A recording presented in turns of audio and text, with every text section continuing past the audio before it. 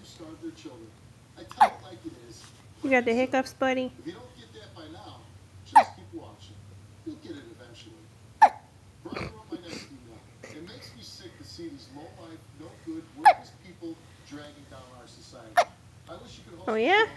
24 hours a day Hiccups. so that more of these The hiccups. pathetic, stupid people could be put in their place. Thank God someone in America still has bombs. 24 hours a day?